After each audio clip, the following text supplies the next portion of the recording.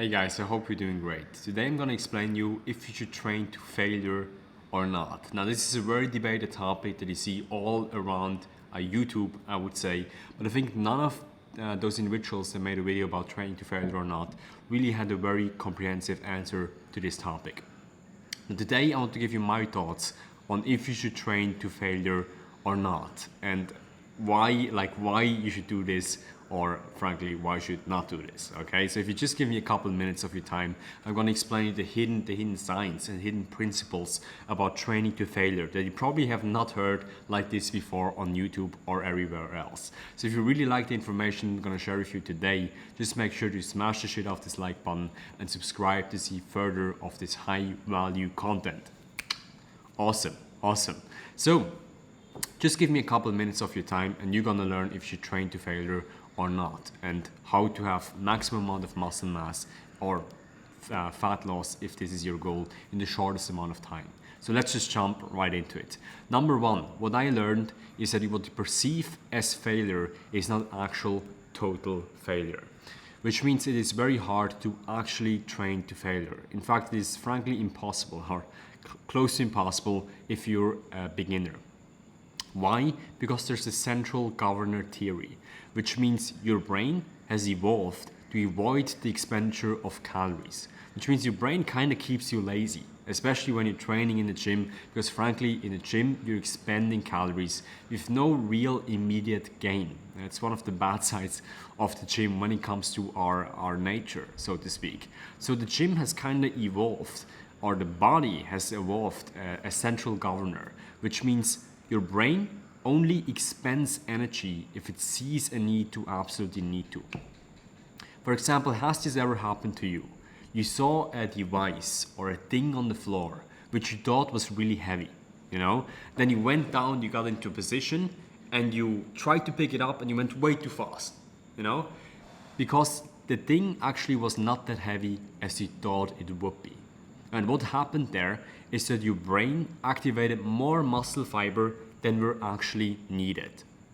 So what you see here is that your brain actually activates only the muscle fibers that are needed to give you like a certain amount of strength to lift the thing up. For example, if you lift a chair, for example, right here, your body will only activate as much muscle fibers as needed and not more, because it doesn't want to expend extra amount of calories or something that is if he doesn't have to, so to speak. So you have to understand this, which means when you are training in the gym, especially if you are a beginner, and this I would say the first 1 year to 2 years, you're really like a beginner trying to figure things out.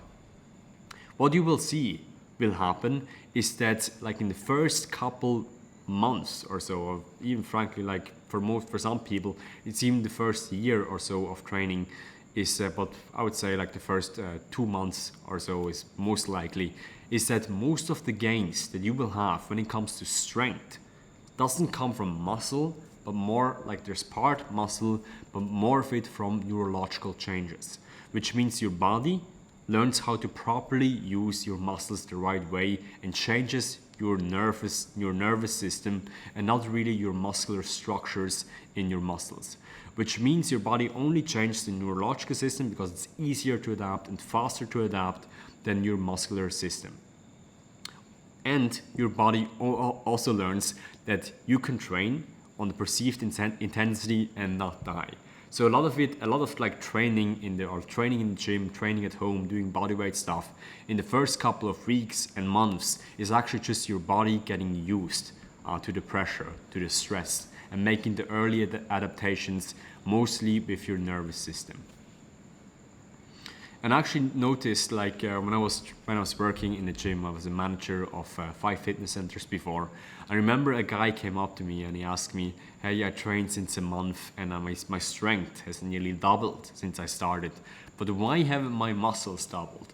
And the very simple reason, as said before, is just that your nervous system changes initially and not your muscular structures that you have in your muscles right here, your protein structures. And this is an important thing to know.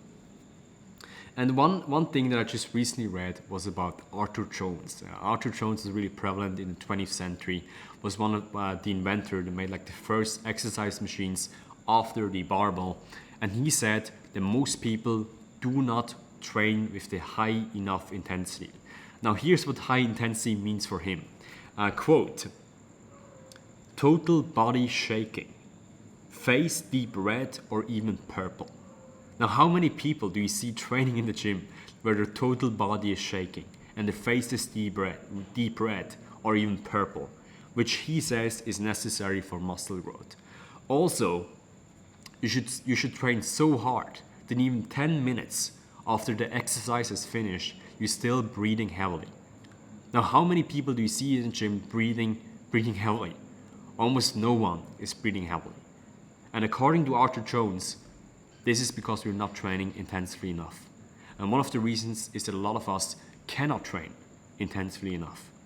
Now, there's a couple of things that you can do right there, and maybe go into it. How you can train more effectively, and with a higher performance, more likely to train to failure. A little bit afterwards in a second video. So if you want me to talk to you about that, tell you more about that, leave it down in the comments. The second thing is you just have to understand that you can barely train to failure. I mean, it's almost impossible. And a very vivid example back then, I had this in the school, Swiss Academy of Fitness and Sports. I was an intern before for like, I think 2 years it was. And we learned in the school that you can barely train to failure. And when I first heard this, I was like, no, this is, I mean, I'm training to failure every single time. I mean, I'm going all out. I'm like fully caffeinated or like pre-workout. And then we actually trained to failure with a coach back then, with a personal trainer, with a teacher. And I remember I thought I could do about 8 repetitions with curling a barbell. But then this teacher, right when I thought I was finished, and when I thought I was training to failure, he screamed at me. He screamed at me, like right into my ear. And he's like, continue, continue, continue, continue.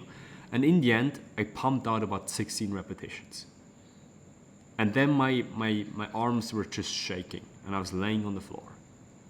This is an intensity I've never experienced before. And then we did an exercise like this for the legs. I mean, I nearly vomited afterwards. You know? So before, like the arm example, I did 8 repetitions and I thought I trained to failure. But then I pumped out 16. So I barely, I was training to 50% of my failure. And when I've done my 8 repetition, I was like, it was barely moving. But then it just screamed at me and pushed me to get more repetitions in. So I got 16 repetitions, double of what I thought was possible. Just goes to show that if you think you're training to failure, you're likely not training to failure. The third thing, and the conclusion to this, is that you should train to your perceived rate of failure. So this doesn't mean that you should hire a coach that pushes you to the failure every single set. Now, this will likely tax your central nervous system a lot if you're training, like, let's say, more than 3 times or 2 times a week in a very, very high intensity of effort. However, you should train as hard as you can to your perceived rate of failure. Why? Because if you train higher to your perceived rate of failure, you will activate more muscle fibers and you will give your body a reason to change. Our body only changes if he sees a reason to change. And especially when it comes to training, your body is more likely or is more inclined to put on fat mass instead of muscle mass. So you kind of have to force your body to change. And pain and feeling pain is okay. In fact, you want to feel pain because more often than not, pain is the gatekeeper to change. So this was the moral of today's story. Number 1, realize that you can't really train properly to failure. In fact, most of us, especially if you're training 1 year, 2 years, you're certainly not training to failure at all. And second thing, even if you are very experienced, back then I was training like 4 years, I thought I was training to failure constantly, you're not training to failure, unless you have like a military coach constantly screaming at you. And the third thing that you have to realize is that you should train to failure as good as you possibly can. You should train to your perceived rate of failure and embrace change, embrace pain along the way, because too often pain is the gatekeeper of change. So thank you for tuning in. Smash the like button if you like this video. Subscribe if you want to see more of this content. And if you want to get coached by yours truly, you can check out qualitygains.com down below. I can help you get in your best shape of your life on the vegan nutrition. Okay guys, you can click down below to get your free coaching call. Okay guys, have a nice day. See you next time.